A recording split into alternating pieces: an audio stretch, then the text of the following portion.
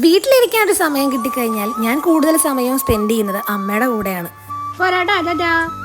പല സമയത്ത് ഞങ്ങൾ കൂട്ടുകൂടി കഴിഞ്ഞാൽ ഒരു 10-15 മിനിറ്റിൽ ഒരു അടി ഉറപ്പാണ്. എന്നാലും നാണില്ലാണ്ട് പിന്നെയും ഞങ്ങൾ കൂട്ടുകൂടും.